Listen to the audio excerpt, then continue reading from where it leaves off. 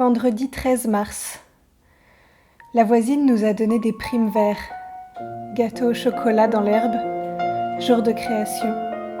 Début de quoi? Dimanche 15 mars. Jour d'averse. Si je le voulais, ce serait la fin. J'imagine plutôt une porte. Mercredi 18 mars. N'oublie pas ce qui existe au-delà. Jeudi 19 mars. Cette chance est un rêve construit de milliers de secondes, gestes, regards, élans, prières.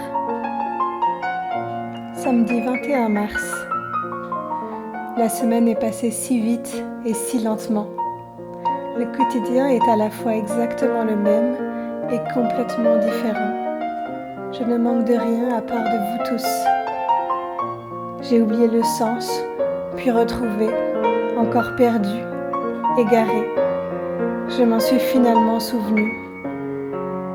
J'ai regardé Alice danser sur son balcon, à l'autre bout de l'écran, et j'ai souri. J'ai écrit mes rêves pour la 1000e fois. C'est comme ça qu'ils deviennent réalité. Dimanche 22 mars. Je n'ai pas d'évidence soudaine quant à mon existence. Pas de révélation sur le but de ma vie. Pas de résolution pour l'avenir. Juste la paix de découvrir que je suis en accord avec moi-même.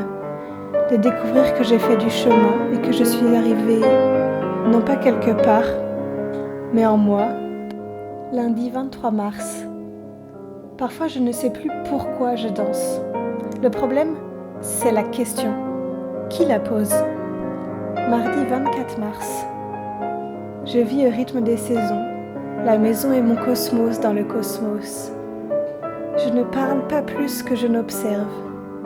Je me lève le matin parce qu'il y a un sens. Je vais à la rencontre de l'autre pour créer.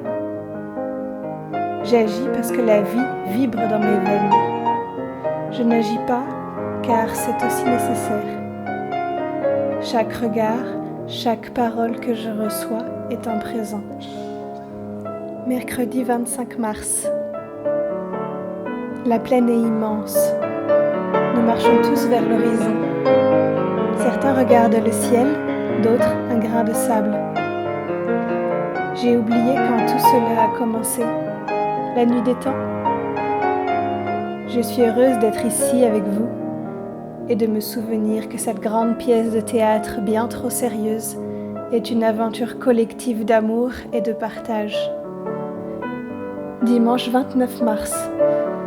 Il y a des jours où tout bascule en moi.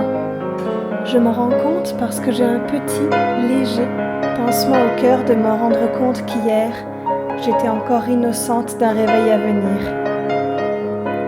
Vendredi 3 avril. On se lira des livres à voix haute, on écrira, on dessinera à l'encre et à l'aquarelle, on fera des soupes, des pommes de terre et des légumes. On filera sur la route avec un thermos de thé et une caméra. On sortira danser et filmer quand il fait beau. On écoutera de la musique sans rien faire d'autre tellement elle est belle. On ira marcher, on ira voir la mer, la montagne, les lacs. Samedi 11 avril. Les autres sont des miroirs sur le chemin. Ainsi nous avançons, tous ensemble. Pour peu qu'on accepte que chaque pas est tout autant une mort qu'une renaissance. Lundi 13 avril. Le potager est couvert de pétales de cerisier et de pommiers. On dirait qu'il neige. Quelques larmes de rage.